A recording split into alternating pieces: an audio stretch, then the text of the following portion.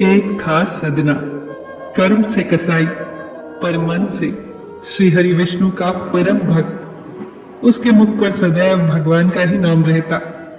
उसके हाथ मांस काटने और बेचने में व्यस्त रहते, परंतु मुख में सदैव श्री हरि विष्णु का ही नाम रहता। श्रीमन नारायण नारायण हरि हरि, भजमन नारायण नारायण हरि हरि। ये बात कुछ लोगों के मन को मोह लेती, पर कुछ लोगों को ये बात अप्रिय लगती। लोग अक्सर कहते, कैसा इंसान है ये, भला कोई मांस काटते हुए भी ईश्वर का नाम लेता है। पर सदना इन सब बातों से बहुत दूर भगवान का नाम जपने में लीन रहता। एक दिन अपनी दुकान से घर की तरफ जाते समय अनायास ही उसकी नजर एक पत्थर पर पड़ी।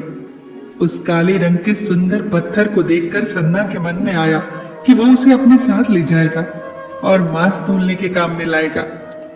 भोले भाले सदना को यह एहसास भी नहीं था कि वो पत्थर जो वो अपने साथ लेकर जा रहा है वो कोई साधारण पत्थर नहीं है। पर जल्द ही उसे इस बात का आभास होने लगा, क्योंकि वो पत्थर मांग किए गए मांस के वजन के हिसाब से अपने आप को बदल लेता था। अगर सदना को 1 किलो वजन तोलना होता तो वो पत्थर 1 किलो का बन जाता, और अगर 2 किलो वजन तोलना होता तो वो 2 किलो का बन जाता। ये बात धीरे धीरे पूरे गांव में आग की तरह फैल गई कि सदना के पास एक जादुई पत्थर है, और इस आश्चर्य को देखने के लिए दूर दूर से लोग आने लगे। हर कोई इस पत्थर को देखना चाहता था। ये बात उड़ते उड़ते एक ब्राह्मण तक पहुंची। उस पत्थर को देखने की उस ब्राह्मण की भी इच्छा जगी, पर एक ब्राह्मण कसाई की दुकान पर भला कैसे जा सकता था। फिर उसने दूर से ही उस पत्थर को देखने का निश्चय किया। दूर से ही उसने देखा कि सच में वो पत्थर जितना मांस चाहिए उसके हिसाब से अपना वजन बदल लेता है। पर जैसे ही उसने उस पत्थर को गौर से देखा, उसके पांव तले जमीन खिसक गई। वो पत्थर कोई ऐसा वैसा पत्थर नहीं था, भगवान श्री विष्णु का प्रतीक शालिग्राम था। ब्राह्मण को सदना की मूर्खता पर क्रोध आया। उसने सदना के पास जाकर कहा, मूर्ख, तू जानता नहीं कि तू कितना बड़ा पाप कर रहा है। घोर अनर्थ है ये कोई पत्थर नहीं है, ये शालिग्राम है, भगवान विष्णु का स्वरूप, और तू इससे कटा मांस तोल रहा है। रक्त से भरे हाथों से शालिग्राम को उठा रहा है। तेरा अपराध क्षमा के योग्य नहीं है। सदना बहुत ही सरल स्वभाव का था। उसने तुरंत ही ब्राह्मण से क्षमा मांगी और वो पत्थर उस ब्राह्मण को दे दिया।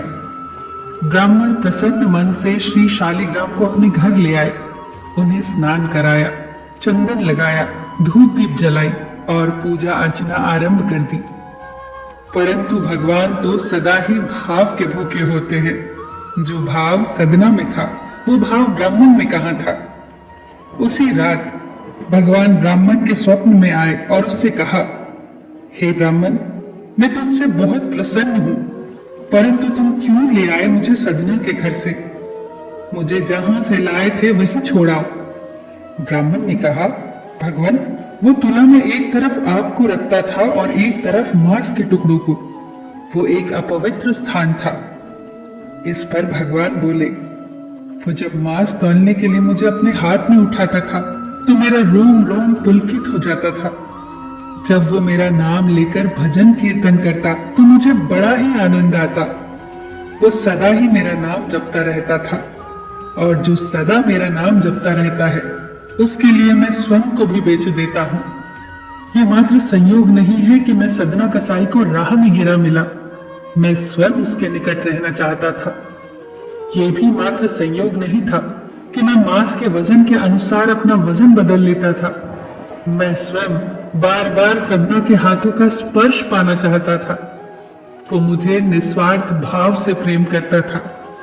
हे ब्राह्मण, तुम मुझे वहीं छोड़ाओ, सदना के पास।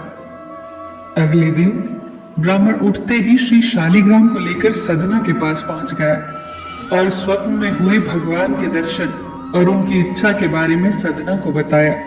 उन्होंने सदना को बताया कि भगवान शालिग्राम ने खुद उसके पास रहने की इच्छा जताई है। ये सुनते ही सदना की आंखों में आंसू छलकने लगे और उसने कहा, यदि मेरे ठाकुर ने मुझसे कीर्तन सुनने की इच्छा जताई है तो मैं आज से अधिक समय नाम कीर्तन ही करूंगा। मैं आज के बाद मांस नहीं बेचूंगा। मैं सदैव अपने श्री हरि विष्णु की भक्ति ही करूंगा। आगे चलकर सदना कसाई भगवान विष्णु का परम भक्त कहलाया और उनकी कीर्ति चारों दिशाओं में फैल गई। किसी ने कितना सही कहा है, भाव के भूखे हैं भगवान, भाव नहीं तो कुछ भी नहीं, लाख करो गुणगान, भाव के भूखे हैं भगवान। फिर मिलेंगे दोस्तों ऐसी ही अगली सुंदर कहानी के साथ। तब तक के लिए अपना ख्याल रखना और हमेशा मुस्कुराते रहना।